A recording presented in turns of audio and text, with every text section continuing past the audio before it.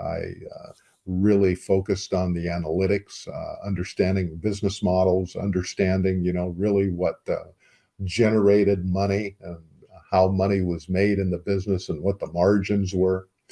And before you know it, I had zeroed in on a couple of franchise concepts that were emerging at the time, and I ended up becoming a franchisee.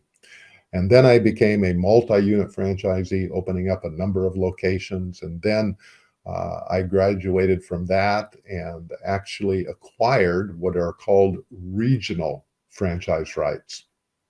And that's where a franchise company is generally not located in a specific geography. In this case, in California and on the West Coast, the company that I was a franchisee to, and then a regional franchisee to, was based in Denver. And they didn't know a lot about the California market. And, I had spent most of my career there.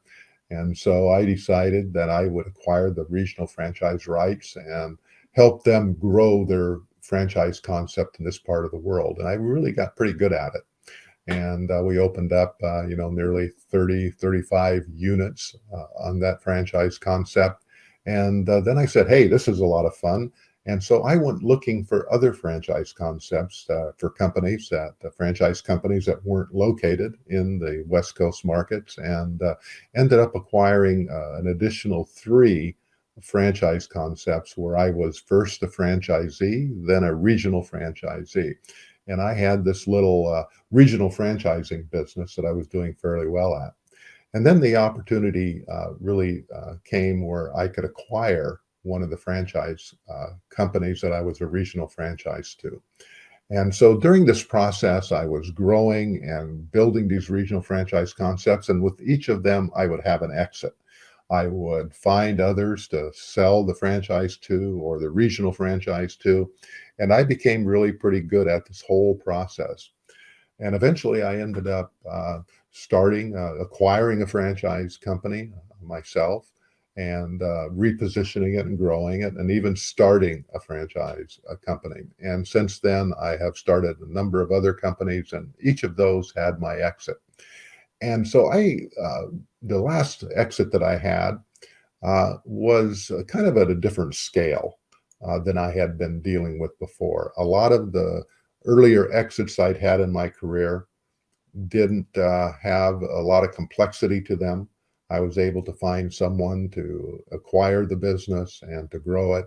And they were pretty straightforward discussions and purchase and sales agreements.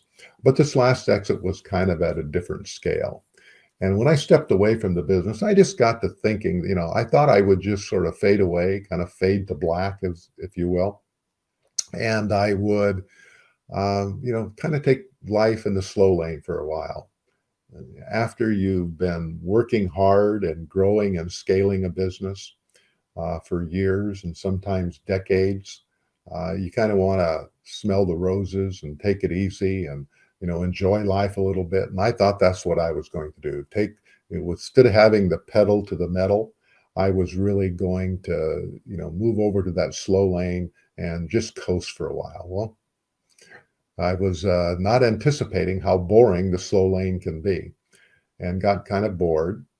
And I got to thinking about all of the exits that I'd had and the business experience that I'd had with the different concepts that I had, started from scratch or acquired over the years. And especially that last exit where it was a little bit different scale, and I should have known more about the process of how to optimize and maximize exit value and business value so you could put more money in your pocket after you sell the business. And I thought, there's a lot of other entrepreneurs out there. I bet if they had a little bit more insight into how to position their companies for sale, they could do better. They would end up actually putting a lot more money in their pocket if they had kind of a coach or a mentor, or at least some insights. And that's what I decided to do. I love podcasting. So I said, I'm going to start a podcast. And that's kind of what I did. I decided that I was going to start a podcast, and I did. I launched a podcast, and that podcast is called Business Exit Stories. And what I do is that I invite not the entrepreneurs that had sold the business, not those type of individuals that share their personal journey, but the actual deal makers of entrepreneurs that sell their business. And I really thought that this would be something that would work really well and that I could grow and actually help people sell their business and give them insights on how to optimize their value. And I would do this by sharing these experiences on the podcast, some of the great stories with the great exits where people did very well, and some that didn't go so well, where these entrepreneurs really dropped the ball on the last lap of their race and kind of getting to the finish line where they were going to exit and sell their business, and they dropped that baton. And the exit stories that they share, those advisors, M&A specialists, mergers and acquisition advisors, investment bankers, business brokers, CPAs, wealth managers, people that are really involved in that whole transaction flow. Um, they share those stories on the podcast, and it's just been a fascinating journey. And so, what I thought I would share with you today is some of those learnings and some of those insights that I've had as I have grown and the podcast and shared them. So I want to talk a little bit about why my whole experience is relevant to you. Because I have really been where you have been. And more importantly, I know that at some point in time in the future, I know where you're going to be. I know that you're going to have to be thinking about stepping away from your business. And selling a business is likely going to be one of the largest and most significant financial events any entrepreneur will have in their life. Probably the largest asset that is on their balance sheet, other than their house, is the business that they own. And if it's such a significant portion of their total net worth, then you should probably pay a little bit of attention how to optimize and to maximize that value. And really, that's what I think you are going to happen. And there's really only three things that can happen to a business. One, if you really think about it, you're going to pass it on to someone that you already know. Now, this may be a family member. It may be a partner that you have. Like in my situation, I didn't have other family members working in my business, but I had a partner. And a lot of times partnerships don't work out, and you decide to sell the business because you aren't getting along, or one partner doesn't want to buy out the other partner. And so you really need to think about, selling to a partner if that is an option. Or you may sell it to an employee or maybe a management team. So that is one type of event that will happen in your business, is really that you're going to sell your business when you exit to someone that's internal to you, that you know, and the type of things that they're going to need to know about the business are different than the next kind of person that you're going to sell to. And that's really to someone that you don't know. This is someone that is a third party. It may be an individual, it may be another company, it may be a competitor. And one of the businesses that I exited from, I actually sold to a competitor.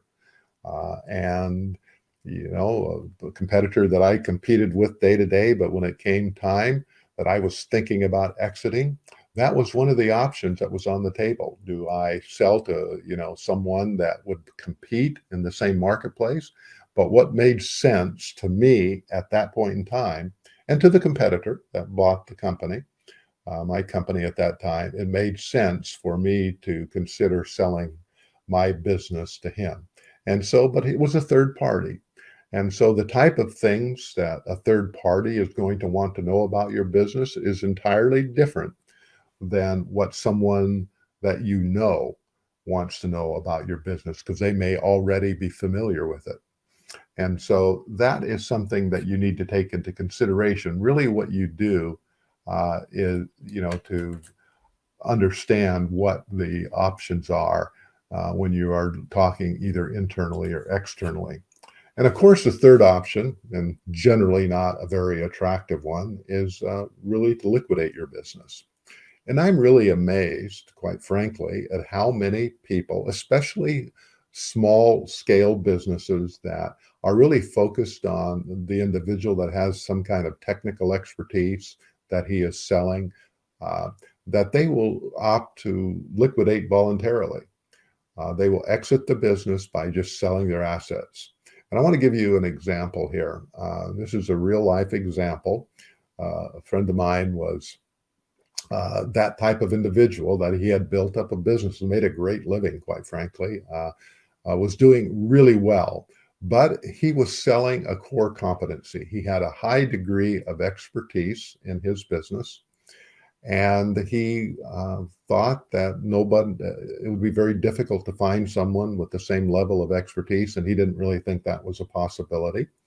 And so he had made the decision to just sell his assets. And that assets were, some computers and some equipment that he had in his business. And he was just going to kind of hold an auction and sell these things online. And he thought he might get $20,000 or $30,000 for all of that equipment, and that he would step away and just, he'd had a good run. He had built up some investments on the side and some real estate and stock portfolio, and that was how he's going to fund his retirement. And so that was his strategy. He was going to exit voluntarily.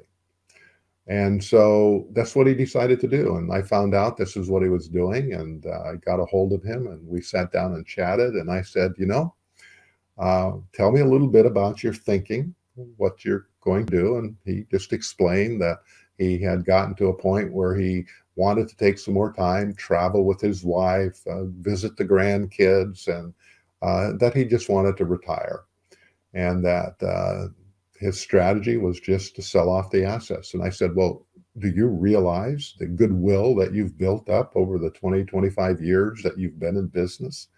That has value.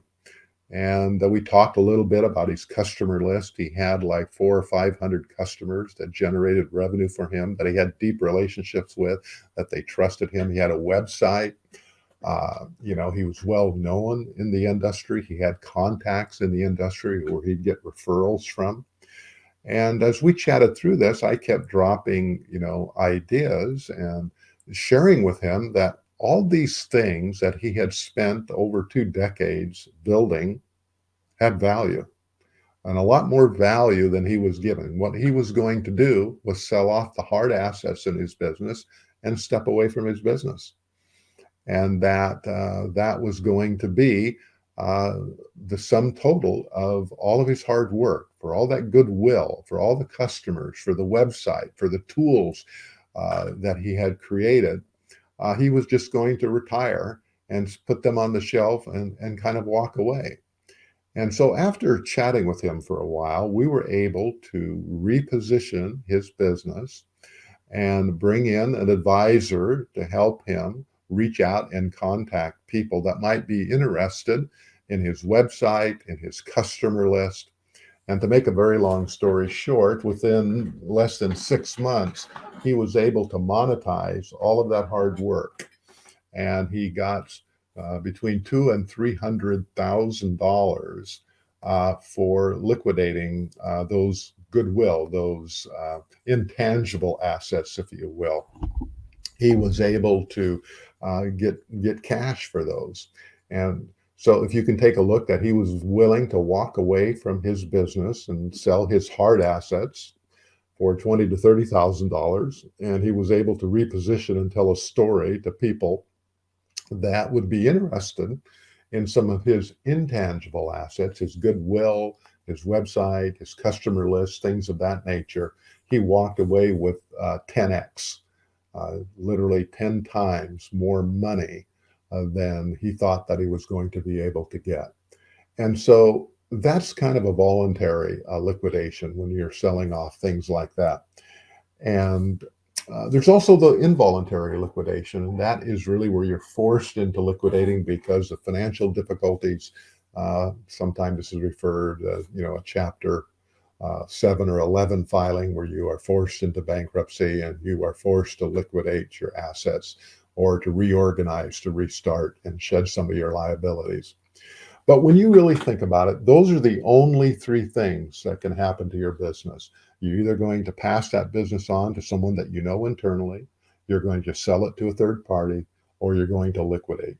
Those are the only three options that you really have, unless you're going to live forever, that is.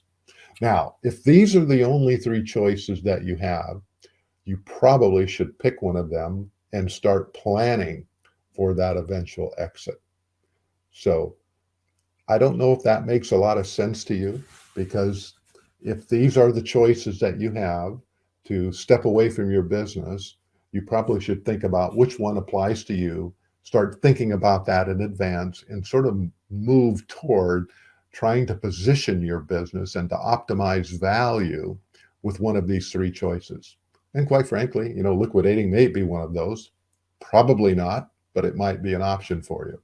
But I think that most people, probably 90 to 95% of all businesses that are, sold, and where the entrepreneur exit is number two, is the external to a third party. And if that's going to be the option, then you should probably think about how to best position your business to extract the most value out of the business.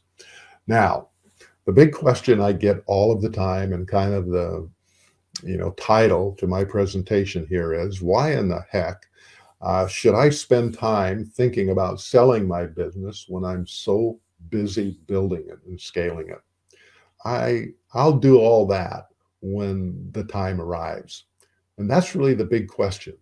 Why should you take the time now to start planning for something that's going to happen 5 years, 10 years, maybe even longer down the road? Why would you start thinking about that now?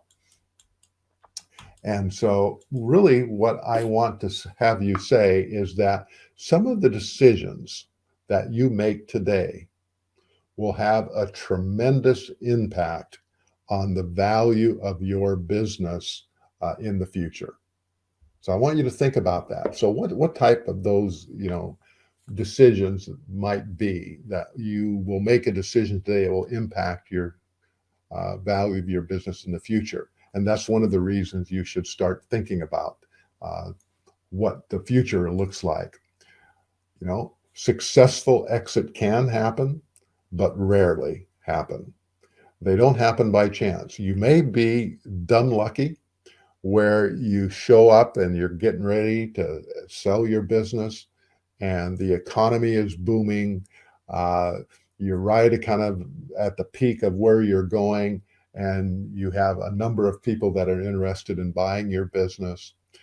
And you just are able to monetize and sell your business without any problem. Those situations do happen. They can happen, but statistics will bear out, and we'll talk a little bit about that later in our discussion here today. They rarely happen.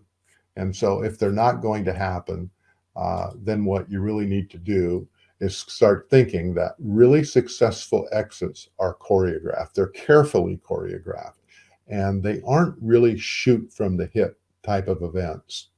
And one of the things that I've noticed about entrepreneurs, and maybe you fall into this category, I know at certain times in my career, I fell into this category, where I really enjoyed the thrill of getting up in the morning and going into the office and into the business that I was operating at the time, and just enjoyed the process of being confronted with problems and then kind of analyzing what the issues were, and then working through what I thought the solution to the problem was, and then executing that solution, and then seeing the result of that in kind of real time within a very short period of time, maybe the same day or a week or two down the road, where you see that solution actually solve the problem. And there is kind of a rush, this kind of adrenaline rush that you get from doing that. And that's kind of like what entrepreneurs, I think, as a general rule, they love that environment. They love the action. They love the thrill of solving problems and overcoming challenges and launching new products and working through issues with a competitor or with your employees or a new product that you've launched. And all these things is what gives the joy of being an entrepreneur and scaling and growing your business. And it is kind of a real-time shoot from the hip type of environment. And a lot of times what I have seen based on my experience is that entrepreneurs begin to believe that when the time arrives for them to sell their business, they'll kind of approach it the same way because they built an expertise. They get really good. An entrepreneur will get really good at what they do and they become expert. They're really at the top of their game. Nobody else in the market can do it as good as they can do it. And that is very gratifying. It is a stroking of the egos. And they really believe that when faced with tough challenges, they'll just be able to figure it out in real time. They'll just be able to draw that 6-shooter and nail the problem dead center, bullet right between the eyes type of situation. And you get kind of caught up in your confidence in being able to solve problems. And so when the time comes to sell your business, you think that you're just going to be able, through the sheer force of your personality and your ability to solve problems, that you'll just be able to sell your business and you're going to get top dollar for that business, and maybe even more than top dollar for your business, because this is what you've done time and time again through your business. And you're just going to make it happen. Unfortunately, that's not what the statistics and data shows. And we're going to talk a little bit about that here today, that successful exits are planned. They're carefully choreographed, and they just don't automatically happen. They can, but they just don't all the time. So I'm going to talk about a concept here that I kind of like, this word fungible. Does anyone out there know what a fungible commodity is, what the word fungible really means, and why it's important for entrepreneurs? I really like this word, and it really embodies in a concept that we hear a lot. So I'm going to just talk a little bit here about the definition of fungible. It's an adjective. If you go back to your English days in high school or college, it means that it's an adjective to be able to replace something with something else that's kind of identical. It's fungible. You take one thing and replace it with another. It's kind of it's not different. They're kind of mutually interchangeable. So that's what the word fungible means. And so how does that apply to entrepreneurship? So a fungible commodity for an entrepreneur is really the time that they have. So if you think about it, there are only so many hours in a day. And what an entrepreneur spends their time on will, to a large extent, determine what the enterprise value of their business really ends up being. So I want you to think about that. I want you to read that 3 sentences right there on the screen, that there are only so many hours in a day, and how you use those hours to a large extent is going to create value in your company. I think that's kind of self-explanatory. So fungible means that how you spend your time, whether you're spending on sales and marketing or you're spending it in the operations side of your business, time is that fungible commodity, and how you use it is how much value you're going to create in your company. So it will have a significant influence on the valuation of your business. And it's more just about how you allocate your time.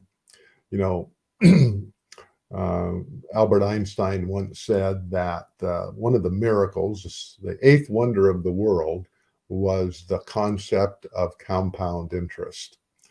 And that concept of compound interest is that if you can create interest to make interest, and you may have heard this example before, but if you take a penny and you double it every day for 30 days. So if you start on day 1, you take that penny and you double it into 2 pennies. And then on day 2, you double that 2 cents into 4 cents.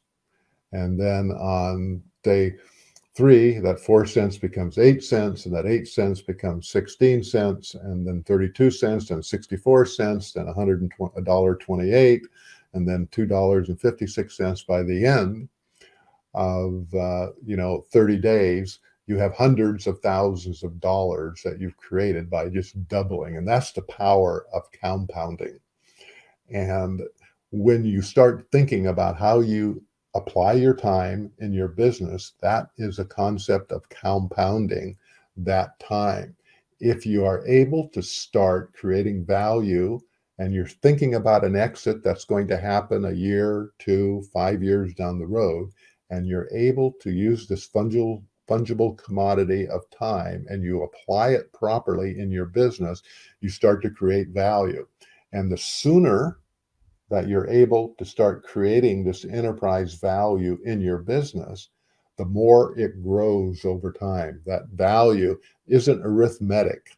It doesn't go from, $10 to $11 to $12. It goes from $10 to $20 to $40 to $80. It has that exponential component to it. And that is really an important concept for entrepreneurs really to begin to understand, is this power of compounding and the use of your time. And so this comes back to that concept, the principle of what I said earlier. Why should you start planning for an exit now? Is because when you do, and you're able to apply your time appropriately in your business, you are able to create this compounding effect of the value of your business versus just sailing along, not worrying about it, thinking you're going to magically exit your business for a bunch of money down the road. It rarely happens. It just is something that, successful business exits are choreographed. So while time is important, there are other things that are equally important when it comes to building business value in your business. So let's chat about some of those. Positioning a company for a successful exit is as much about a thought process as it is about the time that you spend and how you allocate that time. So I've underlined that thought process, and I want you to think about that. A lot of people say that, I don't have time to think about selling my business. The big question we talked about a few minutes ago. I really don't have time to do that. I have the ability to solve that problem when the time comes. I'm just too busy right now. Well, what I want you to think about, it's not necessarily about the time that it takes to think about exiting your business. It's really about this thought process. And I'm going to give you some examples here, some real life examples. So let's take the example of a real estate lease. I'm going to share some stories from my podcast where an advisor, in this case, an M&A advisor, was working with one of his clients that was getting ready to sell a very successful business in the retail space. They had been in business for 25 years, and they were located in really a marquee location in downtown. It was a destination location. It was a kind of a historical part of the town. The building was well known in all of the neighboring communities around. When you would say you were located in the Pioneer Center, everyone knew where the Pioneer Center was. And the business had been there. The business owner was personal friends with the landlord. And every 5 years, that lease would come up, and the lease was always renewed without any question. There would be a slight bump in the rental rate, and things were really going along just great. And the business was really just coining money. They were growing. They were extraordinarily profitable. They had this great reputation. They sold a premium product. They had great margins on these unique and premium products that they had. They had a loyal customer base, not only in the retail customers, but they had commercial customers also. Uh, they had this very predictable sales growth. Their business was growing year after year. Their profits were growing. The margins were great. I mean, this was a phenomenal business. And it came time to renew the lease, and they did. They renewed the lease. They hadn't looked at the actual lease in, 20 years, and they just renewed the lease. And when the lease was sent over from the attorney, the owner just signed the lease because it was almost identical to the lease before. And so there was kind of some health issues with the owner and nothing really serious, but they thought it was time that they start thinking about an exit. And so they reached out to a mergers and acquisition advisor. They got the business financials in place and they started positioning the business ready for sale. And they had some buyers come. They had a number of buyers come to the table to buy the business. And they accepted one of the offers. And it was a great offer, had a lot of cash, not a lot of carryback. The terms were good. And it was really the perfect buyer to the business. And when you are selling a business, you kind of have a due diligence checklist that you go through. And one of the things on that checklist, if you have real estate and you are leasing property, one of the things that the buyer is going to want to see is the real estate lease agreement. And that's what happened here, just routinely. So they sent over the lease to the buyer's attorney. And a few days later, they got a call from the attorney on the other side that was reviewing the lease. And he called up the M&A advisor and he said, look, I'm reading through the lease here, and this lease is not assignable. Normally in leases like this, if the buyer of the lease has equal financial capability and qualifications, the lease is assignable and transferable to the new owner. But I see in this lease, it is not assignable. And so we have to execute a new lease. So we need to talk.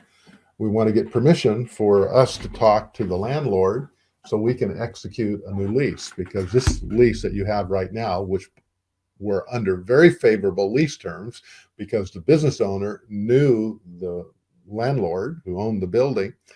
They had always been friendly, and he had sort of given them the sweetheart deal, the good buddy discount. But now the business was up for sale and real estate prices had gone up a lot. And the rent had been tied to, per annum 2 or 3% increase year over year.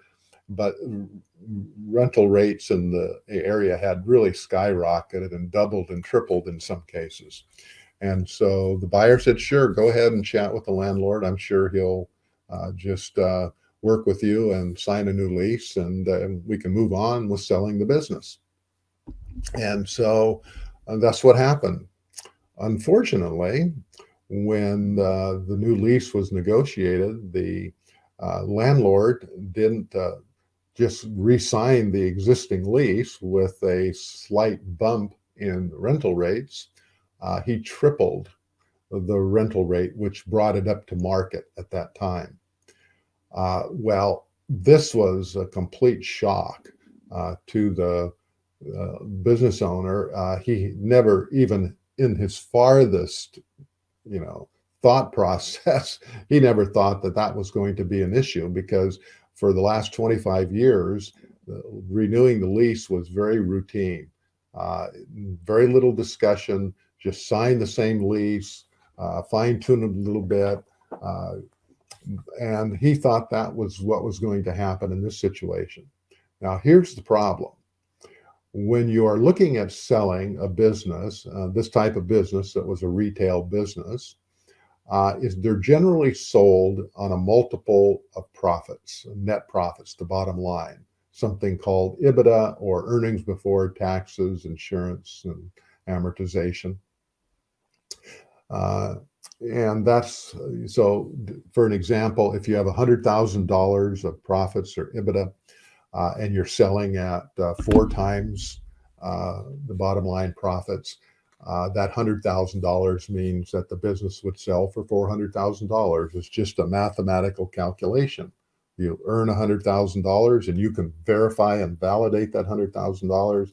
The multiple is 4, it may be 3, it may be 5, but whatever that multiple is for the specific industry that you're in, you multiply that for your net profits that are reported on your tax returns. Well, in this case, we were talking, about a business that had $800,000 of profits. And that's what they were selling. And the multiple they were selling for was 5 times. And so at 5 times $800,000, it was about a $4 million, sale.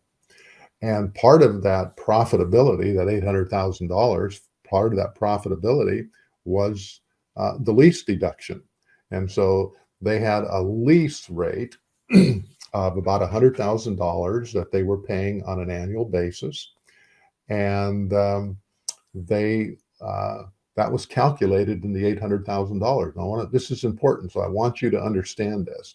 And so if you had $800,000 of profitability, part of that was a $100,000 deduction from the sales of the business, so without rent, if you took out rent, the profitability would have been $900,000, but you paid $100,000 in rent, and that made it $800,000.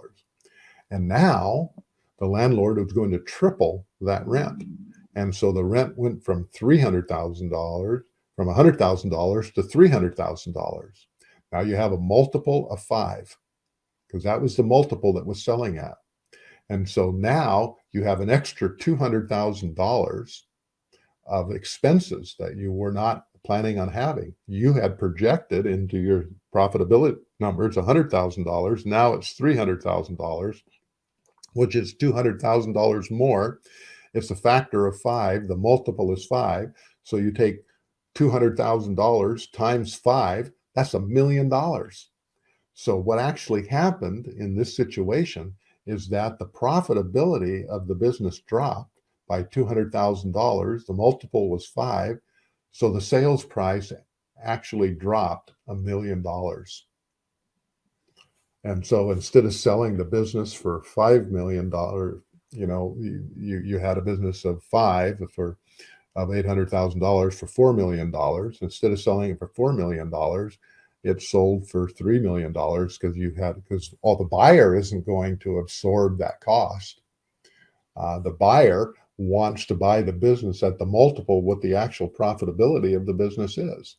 So in this case, by not really thinking ahead and not making sure that that lease was assignable, and that's what I think. It's about a thought process. So if the last time he had thought about executing that lease, if he had sat down and said, I've been looking at your lease here and I'd like to have it assignable, probably what would have happened is that the landlord, not thinking 2 or 3, 4 years down the road, would said, sure, that's fine. As long as you bring someone as qualified as you to the table, I'll transfer the lease to them and we can assign it to them. And I'll take you off of the lease at that time. Because that thought process didn't take place, the profitability dropped by $200,000. The multiple was 5. The value of the business dropped by $1 million. And so that's why it's important that you start having this thought process. I'll give you another example here. Employment contracts. For businesses that have key people in their business, it's really important that you have terms and an agreement with those people of what their responsibilities and role is, what their compensation is, how their bonuses are computed, what the expectations for performance are, non-competes, that they can't, go to work for a competitor and steal all of your customer list and go off and go to work for a competitor. Employment contracts are really important in a lot of cases. And a lot of times, because you've had these people working for you a long time, maybe for 5, 10 years or longer. You may or may not have an employment contract in place. You really should have, especially if you're thinking about at some point in stepping away from your business and exiting it. So I'm getting you back to this thought process again. So the thought process is that if you're thinking about selling your business and you go through the thought process and you say to some of your employees, I think we need to get some employment contracts here. And you're thinking 2 or 3 years down the road that you're going to be selling the business, but this is one of the things you're going to want to take care of. So when it comes time to sell your business, you actually have those agreements in place. Well, again, another story from my podcast, Business Exit Stories. An advisor shared a story about an entrepreneur that was kind of a crusty old guy. He had a manufacturing company that did a lot of tool and die type of things where they made custom parts, for the aircraft industry, for the aerospace industry. And they had a customer list. But one of the key employees there that really understood the operations, backwards and forwards. He was really the operational component that made that business work. Initially, when the entrepreneur, 30 years ago had started that business, he was the person on the floor. He was on the machining tools, tool and die equipment. He was the guy that went out and made the contacts and got new customers. But as the business grew, he brought in this operational guy that had been with him for, over 20 years and really understood the business inside out. And the entrepreneur had really lost, kind of touch with the business and what was happening out in the shop, and was spending a lot of time away, was making a lot of money. He paid this guy well. He paid him bonuses. He had a company car, paid his medical, had profit sharing, paid him well. The guy was well taken care of, but he didn't have an employment agreement. Now, they had an employment agreement at one time, but it had his role had changed and there wasn't a new agreement. Now, in the entrepreneur's mind, he thought he had an employment agreement in place and that it was in a filing cabinet someplace. And so when they went through, when the decision was made to sell the business and they went through and they looked at, what the business criteria were for due diligence, he said, sure, I have an employment agreement. And they said, fine. They checked that off. And when the actual offer arrived, they were going through the due diligence. They actually requested a copy of that agreement. Well, they went looking for it. Lo and behold, they couldn't find one. It didn't exist. They found the old one, but they didn't find the new for the operational kind of the COO, the chief operating officer. It just wasn't there. And so the entrepreneur says, oh, we'll just get him to sign a new one. And so they went with a new employment agreement that had all of these things that you would want in an employment agreement, that the buyer who was buying it wanted to make sure that that key guy was there because that's part of what he was buying. And so when the employment agreement was presented to him, the guy said, well, let me take a look at it. And he took it home. And obviously he looked at it, and for some reason, he decided to call up his attorney. And his attorney said, you really are in a good situation here. You could probably get more. Now, the M&A advisor had told this crusty old entrepreneur founder guy, that he should pay a signing bonus for signing that employment agreement. And he suggested a $125,000 signing bonus that would be paid over a period of 3 years. He would get $25,000 for signing it. The second year, he'd get another $50,000, so $75,000 in the first 2 years. And then in the third year, he'd get a $75,000 bonus if he stayed online. And that would give the buyer confidence that the operational component person, the COO, would be there. But the crusty old entrepreneur refused to do that. He said, I paid that guy. He's, more than he's worth, and I've given him cars and given him big bonuses. I'm not going to pay him another $125,000. Give him the employment agreement. He's loyal. He'll sign it. Well, as you can start to tell from the way I'm telling the story, is that The next day, when he came back, he said, I don't want to sign the agreement. I'm not going to sign it. And of course, the entrepreneur flies off of the handle and starts yelling and screaming and using profane language. And the operational manager, the COO, dug in his heels and says, "I'm not. I have an offer here from a competitor that's offering me a lot more money, and I'm going to go to work for him." And so, what was going to be a very attractive multi-million dollar exit for this old crusty entrepreneur, he now had his key guy ready to walk out the door and go to work for a competitor. And so the long, short of the story, the how this sort of unfolded is that the entrepreneur ended up writing not a $125,000 check, but ended up writing a $500,000 check to his key guy because he would not sign that employment agreement. Because he knew he had leverage, because without the buyer was not going to move forward signing that agreement without having his key operational person in place and tied to the company.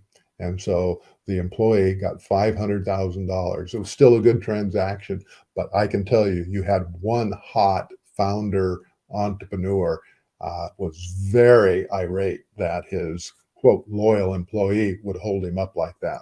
So that is, again, this thought process that you kind of think through, that you need to really figure out and think about in advance. If you just simply had an employment contract that had been signed a year or two, I would have probably went on without any problem. The employee would have signed it. It wouldn't have been a big deal.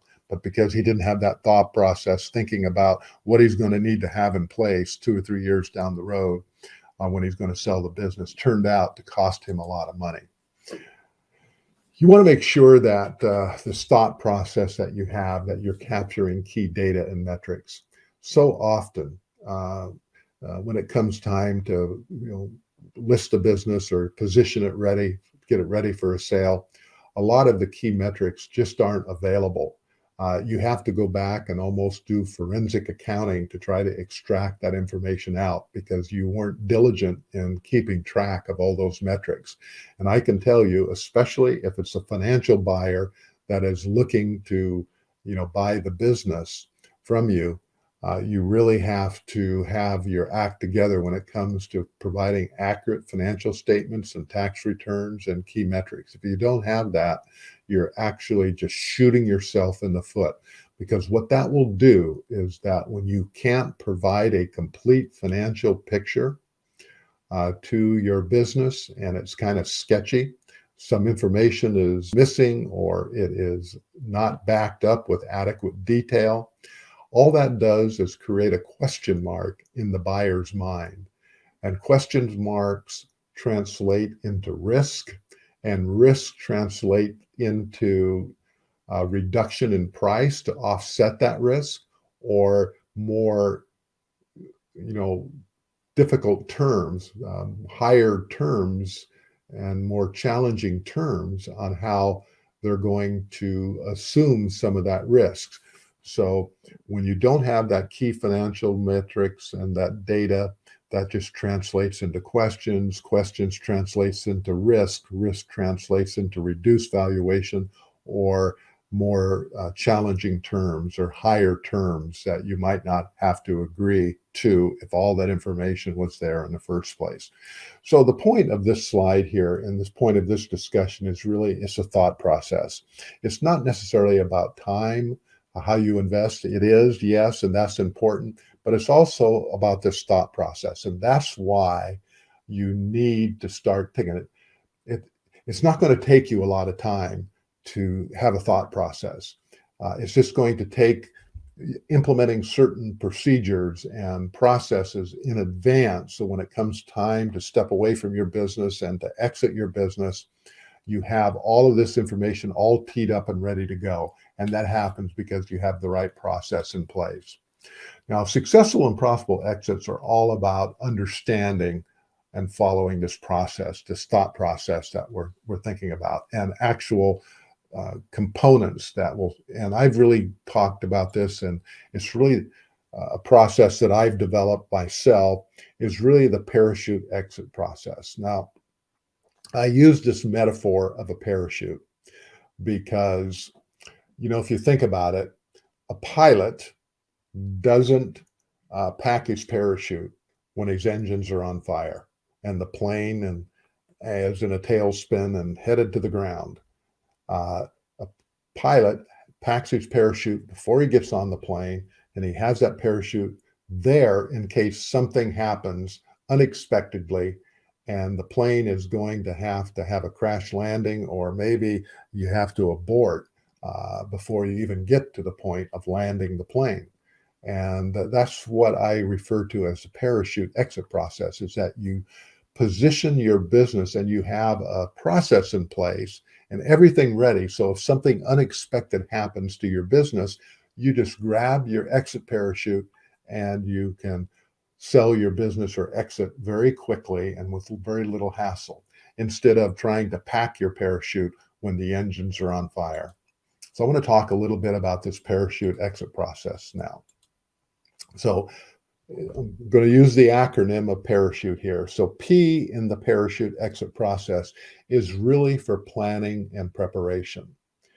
Now, that may seem bonehead simple, but I can tell you from experience that very few entrepreneurs plan their exit in advance.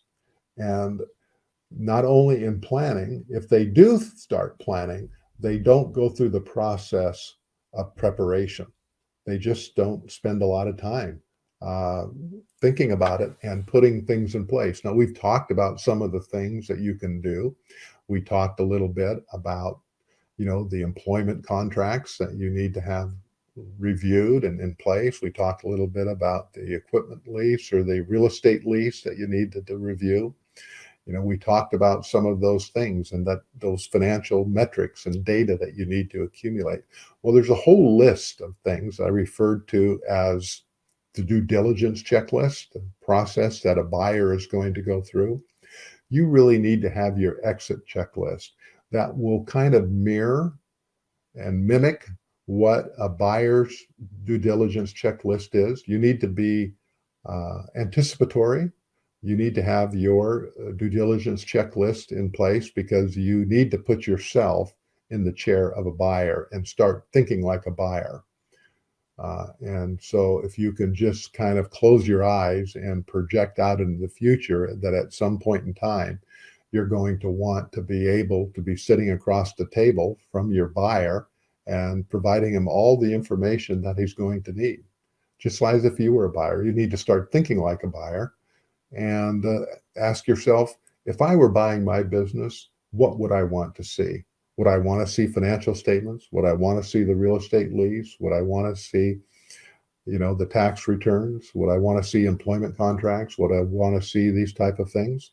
Yeah, you probably would. If you were buying your business, you'd want to see those things. So you really need to put those things in place now. And so you have them ready when it comes time. The first A in parachute is really for addiction.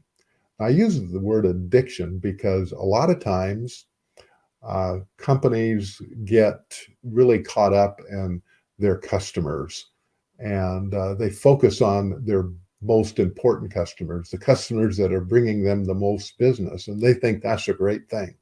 They think having a customer having 10, 15, 40% of the sales coming from a customer is a great thing. Well, I can tell you from a buyer's perspective, it's not such a great thing. In fact, if you were a banker looking to lend money to a buyer who had 30 or 40% of his revenue coming from a single customer, you probably wouldn't provide a loan for that buyer because you have too much concentration of customer revenue. And this really becomes, a company really becomes addicted to that revenue. So if that customer decided to go someplace else, somebody made him a better offer to provide the product or service that you're offering at a better price, and you couldn't meet that price and they disappeared and 40% or 50% or 30% of your revenue disappeared, how would that impact your business? It may cripple it. It may even crater your business. Well, that's how a buyer will look at it, and that's how a buyer's banker will look at it. So one of the things that you have to do is take a look at how much customer concentration that you have and revenue concentration that you have. You also have to look at your vendors. Now, right now, as this uh, presentation is being recorded, we have a situation in this country coming out of COVID where the supply chain from, China and Asia and other parts of the world has really gotten backed up. If you've been following the news lately, you have container ships in the ports along the West Coast, from Long Beach and San Diego and LA and Seattle and in the San Francisco Bay Area. You have all these ports where container ships can't unload because the supply chain is all backed up, and there's the inability for having labor because of COVID for the longshoremen to be able to unload those ships, and even having available containers available because they're all waiting to be unloaded. The supply chain to have containers to load up and to get on the ocean to head for the States. You become very dependent on a supplier or a vendor. And if you have all of your suppliers with one individual, one company, that creates an addiction to that one vendor or supplier, and it really damages the salability of your company. And having that addiction to that one supplier, I could go on and share stories about how entire businesses have almost had to close, certainly couldn't get sold when a supplier addiction was in place, where the supplier either raised prices or started selling to a competitor that you didn't anticipate at a lower price than they were selling it to you. Can greatly impact the viability of your business. So that's one thing on this due diligence checklist. Also, we've talked a little bit about employees here, how important they are. And in this case, an employee addiction. If you have a key employee that you depend on, you better make darn well sure that that employee has a contract, that he's taken care of, that he's happy, that he isn't going to work for a competitor. I can share story after story of how key employees during the sales process, the exit process, have left the company and went to work for a competitor, literally destroying a company. I'll give you a very short story. In the restaurant supply business, there were a team of two guys that were the salespeople for a restaurant supply company that sold equipment to restaurants. And there's a traditional story of the entrepreneur had founded the business, used to do all this stuff himself. He brought in these employees, he paid them well. They became a little unhappy. He offered them, they wanted equity in the business because they were bringing so much value to the table. He refused to give them equity into the business. He did increase their bonuses and their salary so that they would be incentivized to bring more business in, but they really wanted this comfort and knowledge that for the business that they were helping bring in, that they would be compensated on an equity basis. The entrepreneur refused to do that. When the business went up for sale, they didn't have any equity. A competitor offered them a significant equity position in his company, offered to pay them more money and bigger bonuses along with the equity. When the business went up for sale, they simply left and they went to work for a competitor. And that really destroyed the ability of that entrepreneur to be able to sell his business, because his business took a substantial hit. And over time, as those customers left and went with the salespeople that they had a relationship with. So you really need to take a look at, your customers, your vendors, and your employee list on your checklist. R is for the different types of revenue that you have in your business. The revenue that you have is really, uh, uh, you kind of have one-off type of revenue. One-off type of revenue is really revenue that is generated from the initial sale. I'll use an example here of a moving and storage company. When a homeowner moves, they go online or they find a moving company, and the moving company gives a bid and they move that customer. Well, the likelihood of that customer coming back, especially if they've moved out of the area, is virtually nil. And so the moving company's revenue is kind of a one-off, non-repeatable type of revenue. And so the multiple, the value of that type of revenue may be 2x or 3x in a specific industry.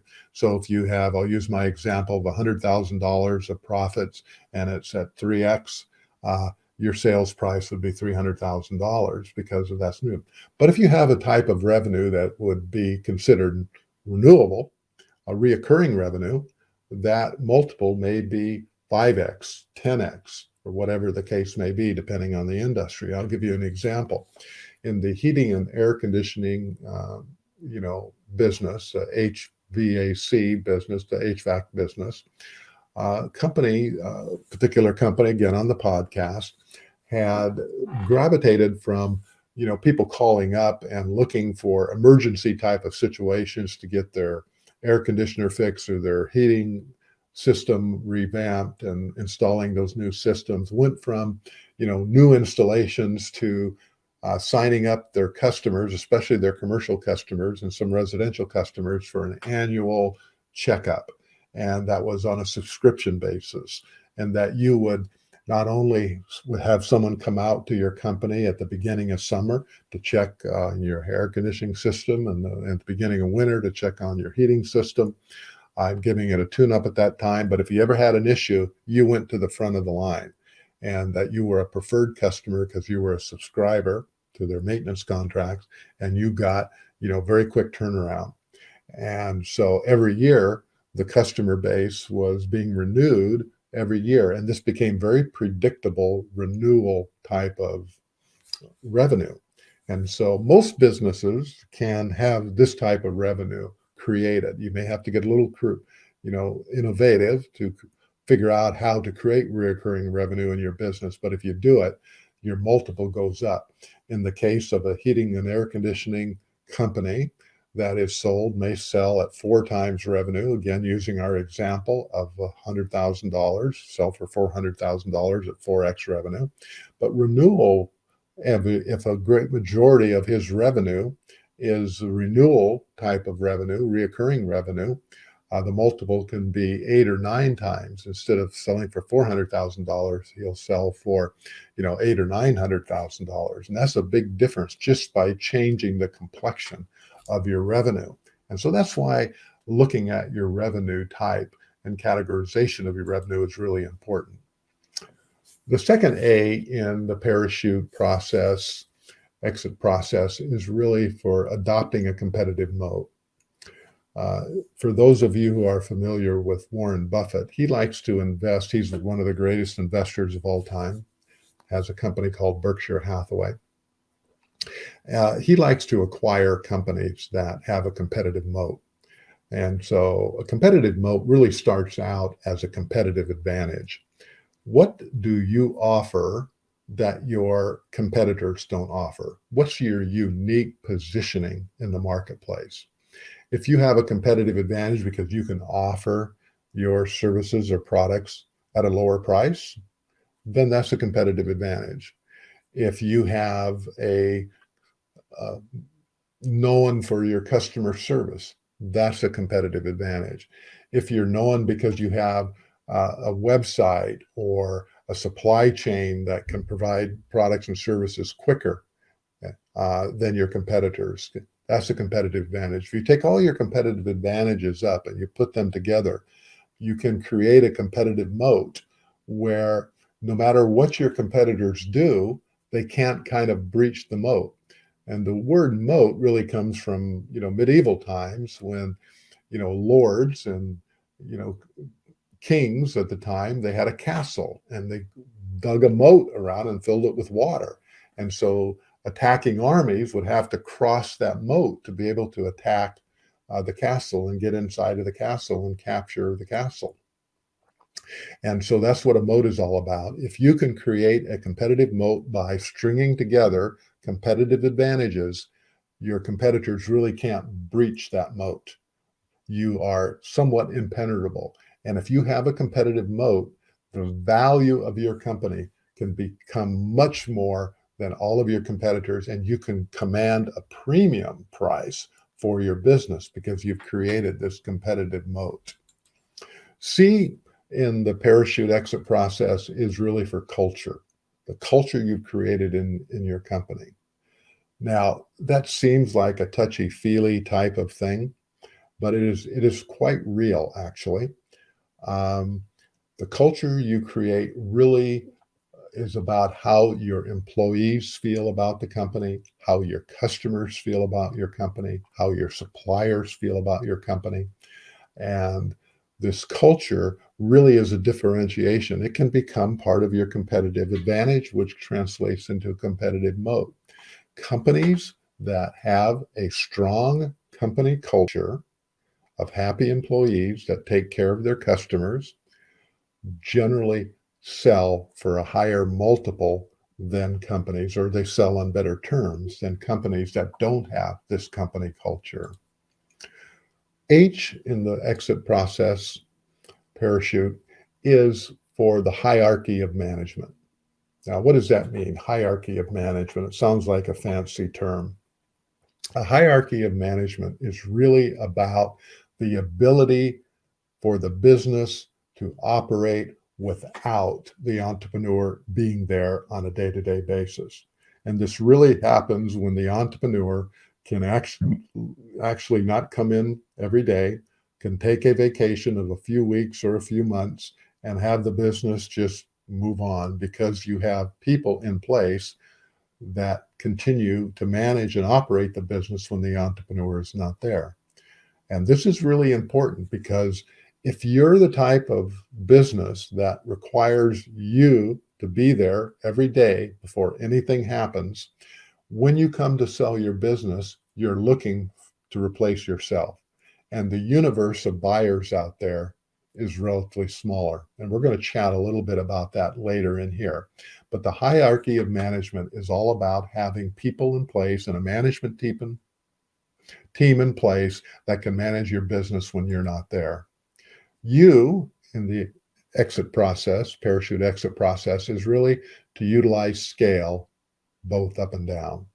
Now, most people are familiar with scale because that means you are growing your business, you're getting bigger, you're becoming more efficient, you're doing more volume, you're being able, because of the scale and the amount of goods and services you purchase, the cost of what you purchase those is lower.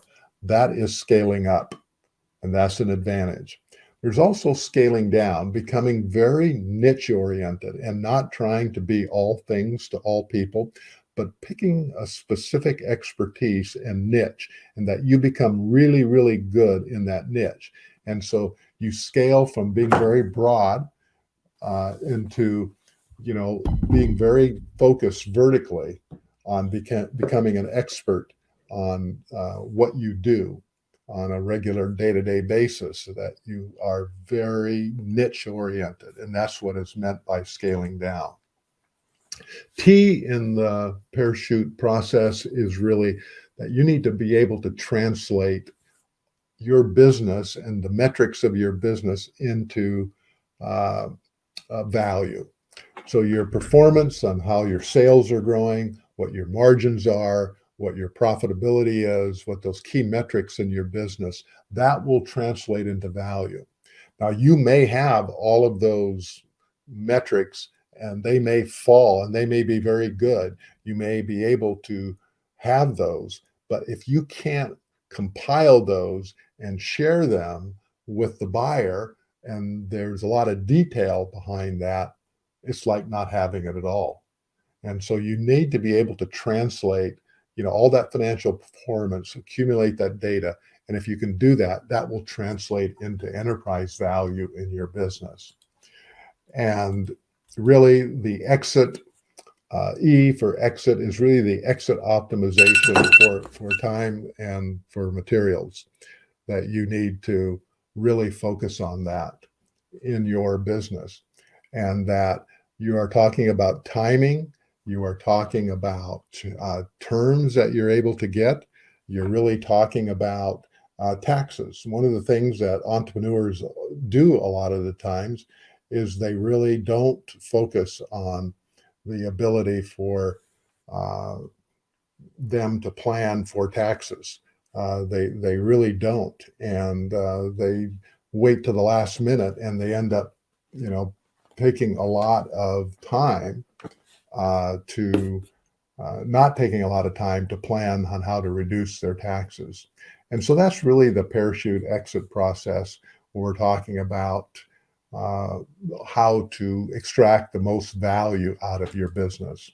Now, why is it important for an entrepreneur to optimize and monetize all their hard work, to have this process in place? I'm going to share some numbers with you.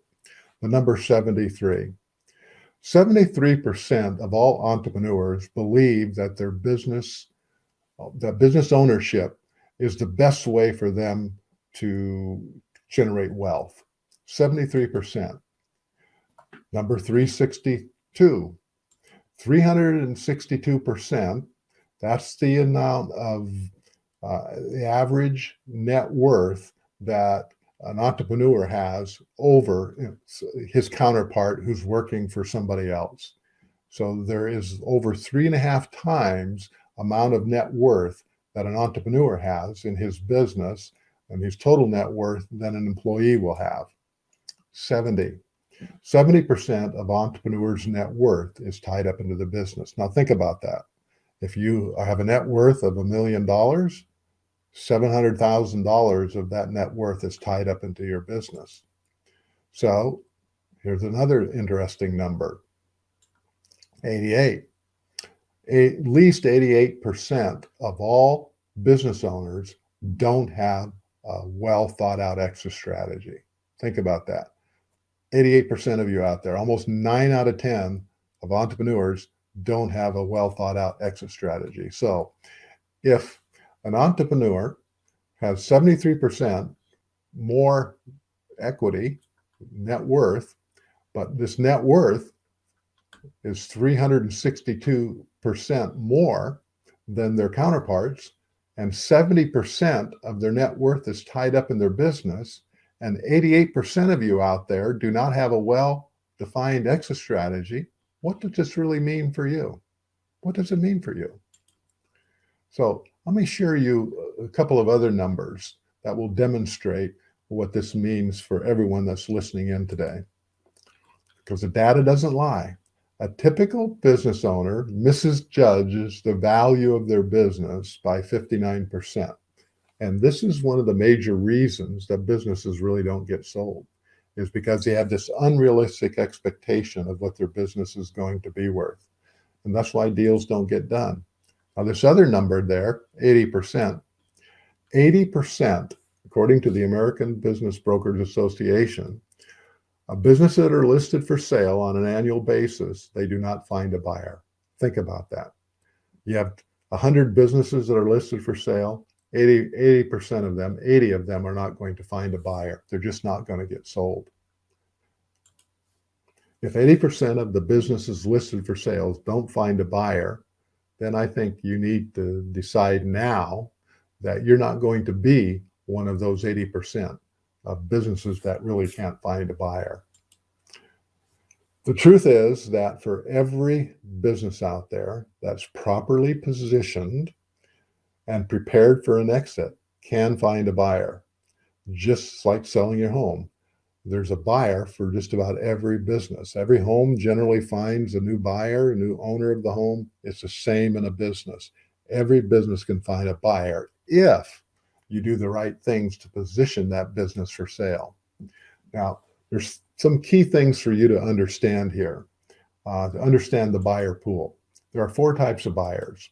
There's a replacement buyer. There's the me buyer. I mentioned earlier, if you're the type of buyer that you have to show up every day and nothing happens until you are there, then you're really looking for a buyer that can fill that role, that will come in every day, be there every day, make things happen every day. The problem is that's a very small pool of people. There are very few people that can probably do what you do. Then you have the manager buyer. The manager buyer is someone that will buy a business because there is a manager there, that they don't have to be there. They can focus on growing the business, and there's an operations guy there that will take care of the running of the day-to-day type of business. And that is a larger pool of people. Then there's really the financial buyer. This is generally a private equity type of buyer, an investor group. They are buying the business to get a return on that investment because there's a manager buyer in place. You don't have to be there.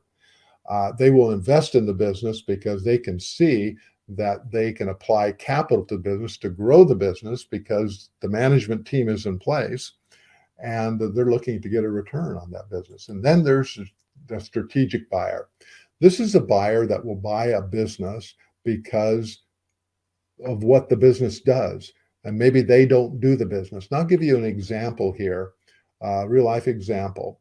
One of the stories that were shared on the Business Success Stories podcast was about a buyer that had gone to the market to list his business for sale.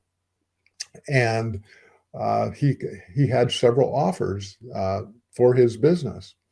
And his advisor that he had brought on and retained to help him sell the business looked at the buyers that were at the table. He said, I think these are financial buyers to this business.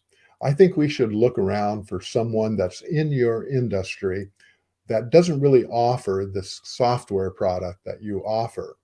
And so he did. They went out and did their homework, and they identified 2 strategic buyers in the for their business, and they approached those 2. Well, once these 2 strategic buyers were aware that this business was for sale, and they knew and understood how valuable the proprietary information and software and technology that this company had would mean for their business and what a competitive advantage it would give them, they started a bidding war. And eventually the business, and I'll use the example of $1 million. These aren't the actual numbers, but it was $1 million that the business was being offered for. Once they found out and the bidding war started, the business actually sold for $12 million because they got into a bidding war, and the company that wanted it the most threw the traditional valuation metrics out the window because they really believed that they needed to have this business, and they didn't want the competitor having this business because it would put them at a disadvantage in the marketplace. So they just wrote a check. They were able to calculate that they would be able to make back their $12 million between 1 and 2 years of owning the business because of its strategic importance to them. They already had a customer base that would buy the acquired company's products. And so that's what a strategic buyer is.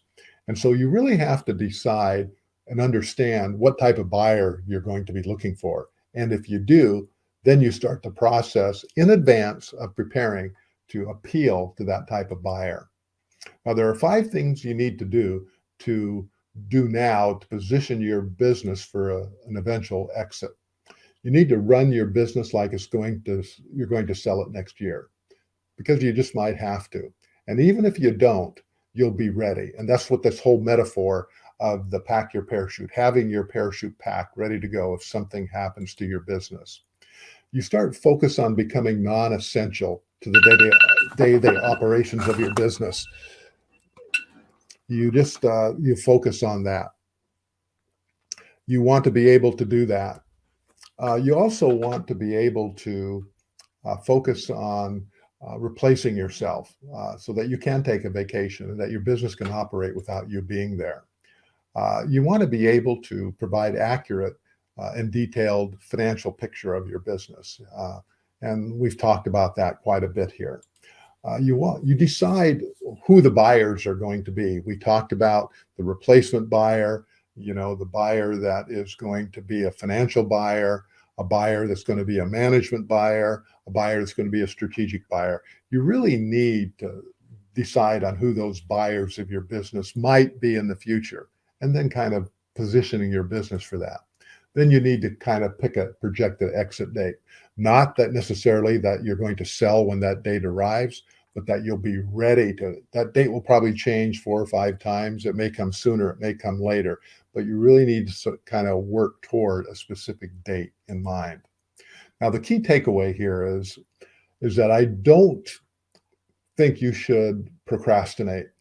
Don't procrastinate to begin the process of thinking about positioning your business for an eventual and profitable exit. You really need to begin now. You want to be able to begin now. So I see that we have a couple of questions here that have come in on the chat. I'm just going to take a few minutes to answer those questions now. You can always email me if you want to have additional questions answered. Just email me at mstorm, M as in Marvin, storm as in the weather, at businessexitstories.com, and I can answer any questions that you might have. So one question we have here is, do I really need a business broker or an M&A person to help me sell my business? That's a great question. You really don't necessarily need one. You may want to do it yourself, but I can tell you, let me just share a story with you. During pre-COVID time, there was a business, again, shared on the Business Exit Stories podcast, that listed his business for sale because he had inbound interest. Someone called him up and said, I'm thinking of getting into this business. I see that you've been in business a while. I'd be interested in buying your business. And they started talking, and they arrived at a purchase price for that business. And they arrived at $1 million purchase price, although that wasn't the amount of money that was offered. But for illustration purposes, $1 million. And they were just getting ready to close. They had all the documents prepared and everything, and they were just getting ready to close the sale, and COVID hit. Well, everyone knows what happens when COVID hit. The buyer said, I just need to take some time to think and see what happens here, and so he went away. Well, the seller was all geared up. He had gotten into this frame of mind. He wanted to sell his business now. So he went out and he wasn't using a business broker or an M&A person at this time, but he went out and found one. And the M&A person that came to the table said, well, I think you should do a couple of things to get your business a little bit differently positioned here. If you'll follow my recommendations, then I think we can get more than the $1 million that you were offered for your business. And so that's what they did. It took a couple of months, 3 months to get everything ready. And then the M&A advisor went out into the marketplace again and got some interest from prospective buyers. Well, he also contacted the buyer that had originally made the offer. And to make a longer story short here, the person that actually ended up purchasing that business, now there were 2 or 3 other people that were interested in purchasing the business. The original buyer that had made the original offer paid 3 times more for that business because he had competition and because he wanted that business. It was a good business and it fit strategically into what he was doing. And he paid 3 times more. That would have never happened if he didn't have an advisor. So the question is, do I need an advisor, or can I do it myself? Yes, you can do it yourself. Probably not a good idea. You will probably always get more for your business, even though you're going to pay quite a bit of money in success fees and commissions for an advisor that's going to help facilitate your business. I can tell you that it's generally, in most 95% of the cases, worth that money. Another question here is, when is the best time to sell my business? That's another great question. What I'll tell you is that you never want to sell your business when you're right at the peak, that you have no more growth to go. You always want to sell your business as your business is scaling and the buyer can see additional growth. Just put yourself in the position of a buyer. Would you buy a business that you could see no additional future growth in the business? Maybe. If you did, you probably wouldn't pay a lot of money for that business because there's no more growth potential. So you always want to position your business so the buyer can see that there's more growth potential down the road. So that is one of the things that you need to consider. It's not so much about when, it's really knowing that when you actually get to the point where you're considering an exit and you're going to hire an advisor, you want to make sure that the buyer can see that there's more growth. Well, I can see we're about out of time right now. So if you need additional questions answered, just email me at mstorm@businessexitstories.com, and I will be able to answer any questions that you have. Go to wherever you get your podcasts, Apple Podcasts, Google, Stitcher, wherever you get your podcasts, search for Business Exit Stories and subscribe. That podcast has a number, for every episode has 4 transactions that we talk about, 2 good and 2 transactions that didn't go so well. And the advisors kind of walk you through, and there's some really great takeaways for that. So this is Marvin L. Storm telling you that I hope that you are able to convert and monetize your hard work, and that you really should start planning now, thinking about the process. You don't have to put in a lot of time actually preparing your business for an exit, but you need to start thinking about the things you need to do to get your business ready for an eventual exit. So I'm looking forward to chatting with you, for any of you that have questions out there. And if not, I'll see you on my podcast, Business Exit Stories.